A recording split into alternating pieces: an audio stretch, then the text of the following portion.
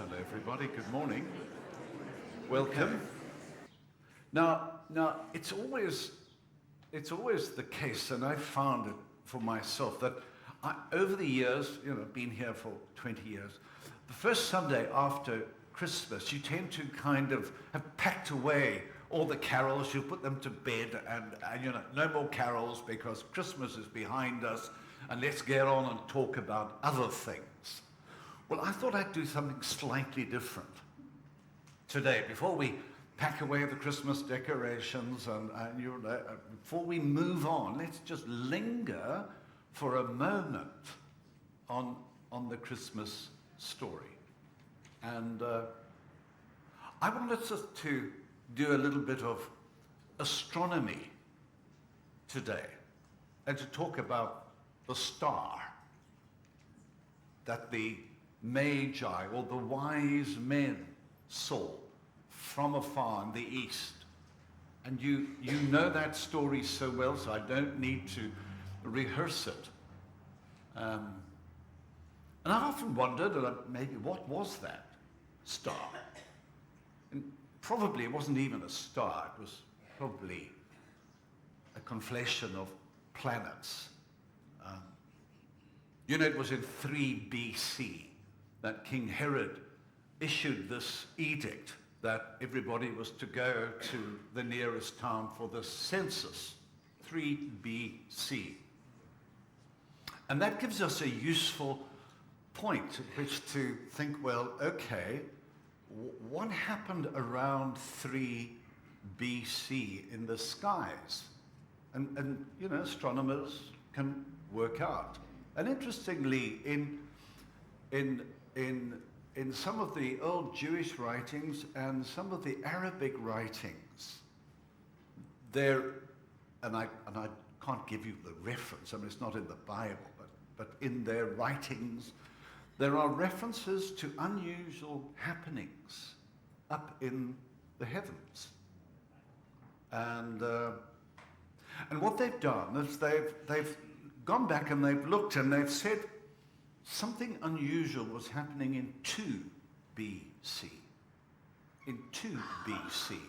In fact, on the 20th of June, 2 BC, which is, so Herod issued the edict in 3 BC. The wise men did not come straight away. They saw this unusual movement of whatever it was. We say a star, but in those days, planets were known as wandering stars. Who was it that sang that song? I was born, remember, under Lee Marvin. Remember Lee Marvin? Yeah, that gravelly, deep voice. Yeah. Planets were called wandering stars. And so this thing was moving. And the scientists, astronomers said in 2 BC, there was a very unusual coming together of the planets of Venus and Jupiter. Planets revolve around the sun. And in 2 BC, they reckon it was the 20th of June, that Jupiter and Venus, to the human eye, sort of conflated to the human eye. And they reckon that was what these Magi saw. And because it was such an unusual thing, and because these were the wise men, the sages. They were the sages, the people with great wisdom and understanding. They probably come from the Zoroastrian religion. They weren't even Jews. They were people from probably far off Persia. And they represented another religion. And they watch and they say, there's something significant happening here. And so they came, and this thing hovered. And we know the rest of the story. So don't think that the Christmas stories are legends, just fanciful stories. They actually do have a scientific basis. These things were going on. You know, we dismiss things far too readily. A fable. Similarly, the shepherds. Don't dismiss that. Really. The Bible is historical. And these things happened. And I think it's hugely important for us to ground our faith in history. These things were going on. So just as far as that story of the wise men and the star, just remember that something significant was going on. Now, I'm not a great stargazer. I walk around the block in Eastcliff every evening. And I must say, just in the last couple of weeks, or week or so ago, looking out to the west, I've seen two, I think, planets very close to each other. I don't know whether you've seen them. Very, very bright, round about 9:30 in the evening. And I've wondered what exactly those planets were. And just this last week I was reading around and they said in 2019, Jupiter and Venus are coming closer together.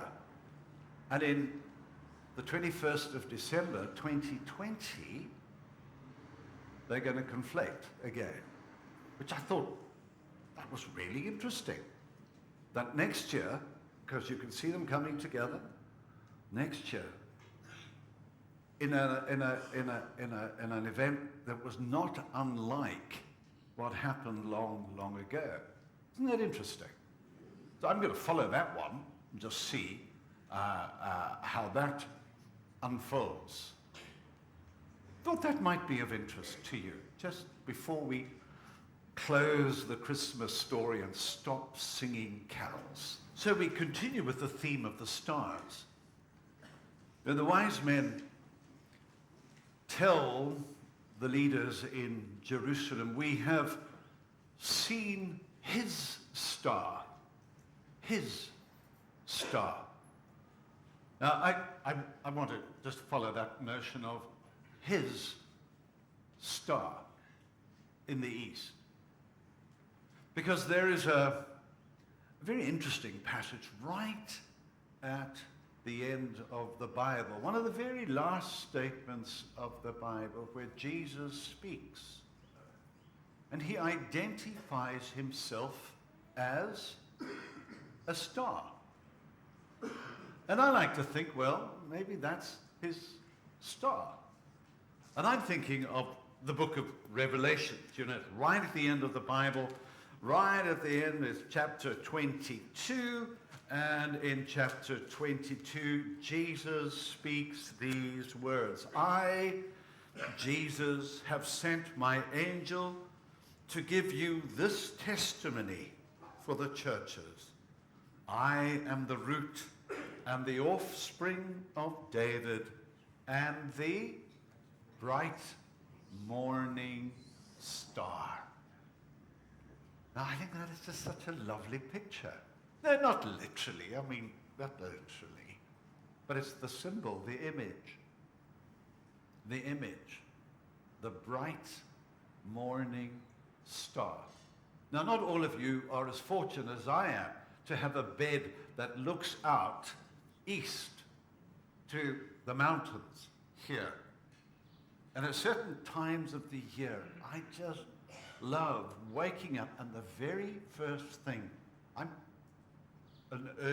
wake up very early to look out to the east and to see Venus, standing there, right there, beautiful, outshining absolutely every other star. And all the other stars eventually fade away and disappear. And there is Venus. And Venus is the morning star. And Jesus clearly at some point noticed that. And the thing about the morning star about Venus is, that it shines, it comes through when the night is at its darkest. And I like that symbol.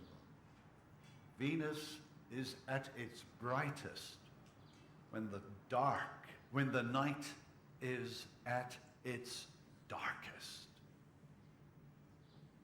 And when you see Venus, when you see the morning star, you know that the dawn is not far away.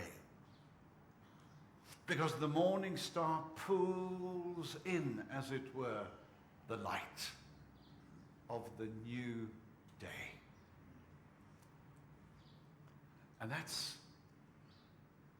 is just such a good way for me to start a day, to look out, and virtually every day, to think of Revelation 22, verse 16, where Jesus says, I am the root and the offspring of David. We've been reminded about that at Christmas time. Unto you in the city of David, the child has been born.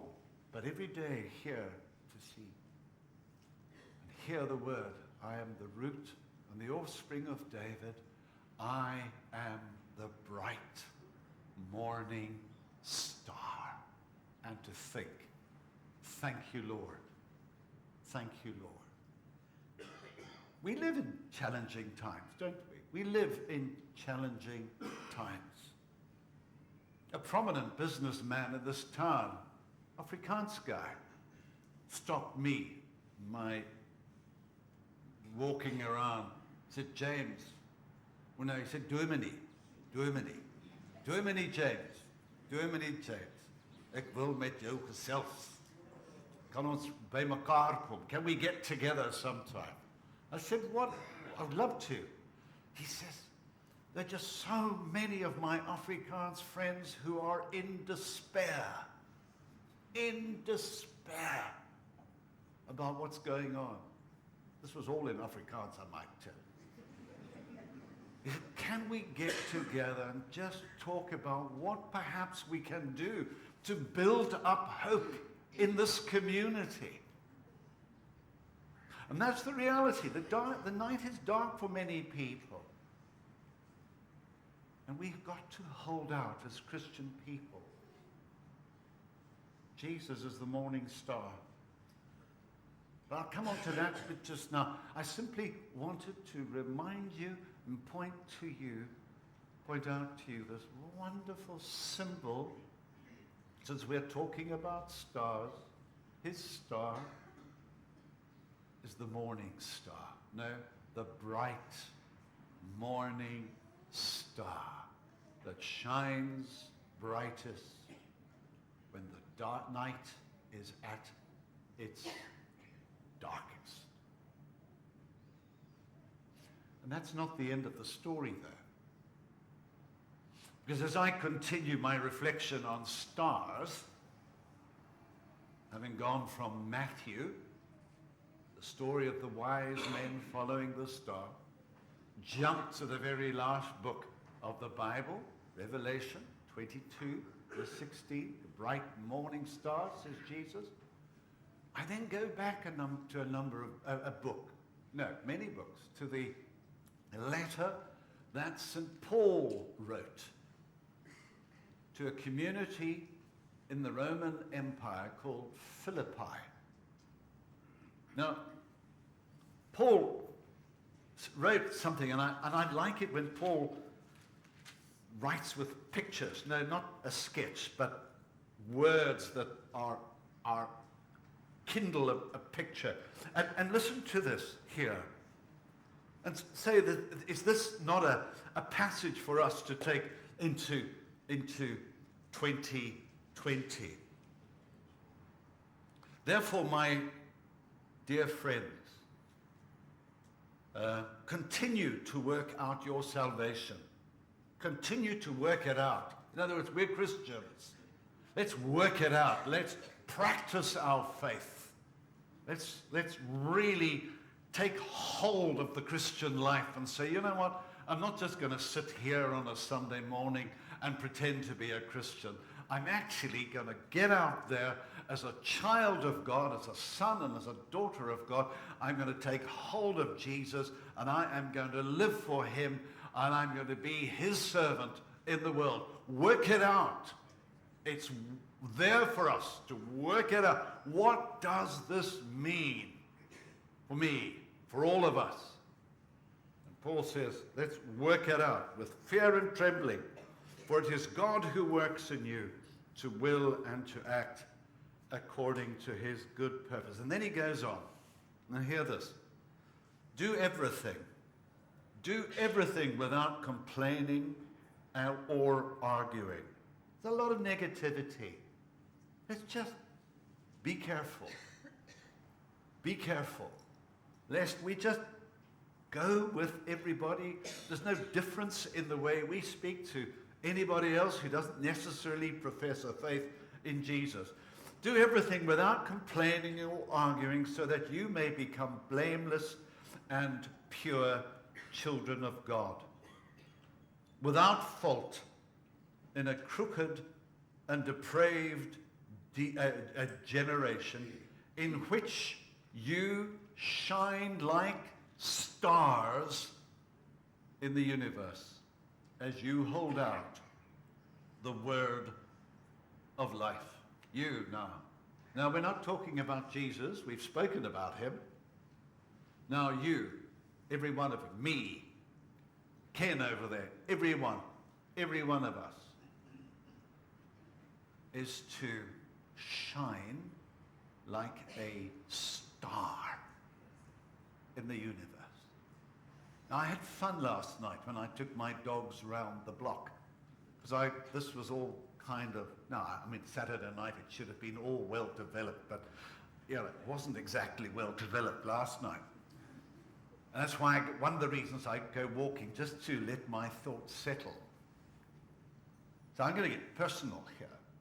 So I was walking up McFarland Street, and then I went down Stemmett Street, and I had my dogs with me, and as I turned down Lake Street and went down Lake Street, I have a particularly good view of the sky. And having now decided I was going to be talking about stars, I looked up, shining like stars in the universe. And I stood there. I'm a bit eccentric, and I stood up there, and I said, you know what? I can see people up there. You know, let me be honest. You know, so if I name you, I say, no, there's old Gert, Kluti, you know, and you know, there is Udo, and there is Isolde. Well, no, they were together there. That's right.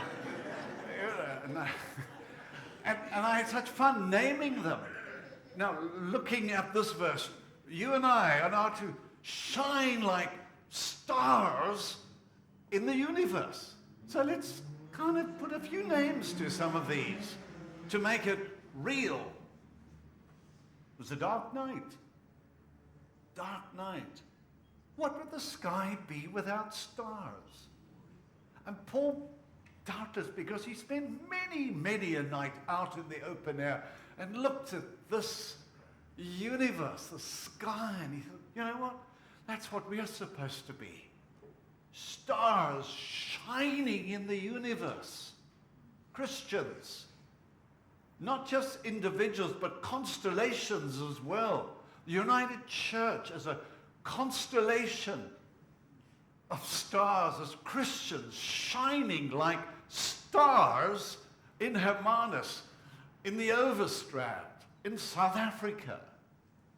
Imagine how flat Hermanus would be without that night sky. Imagine how flat Hermanus would be without you here. I mean that. Without this constellation of Christians. Stars. As we shine like stars in the universe, holding out the word of life. If you held out your hand what would people take from it? Would they take light, joy? Would they take something good? Is that what you are holding out to them?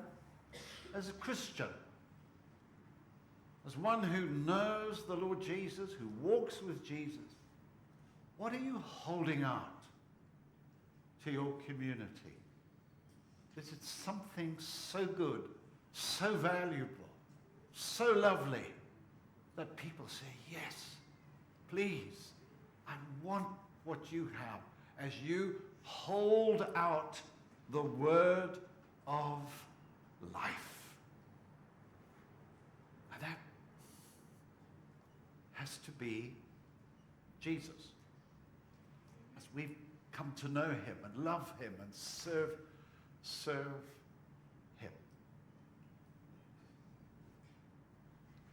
Matthew, we have seen his star and have come to worship him.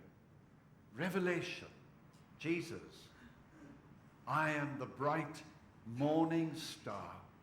And now Paul in Philippians says, you, me, us together are to be like stars in the universe, holding forth, holding out the word of life. And it is life. Jesus says, I've come in order that you may have life, life in all its fullness. Please, God, may this year be such a year for us. As we enter 2020, it's not just about you, me, and mine, but that we as people who know the Lord are holding out the word of life in Jesus' name. Amen. Amen.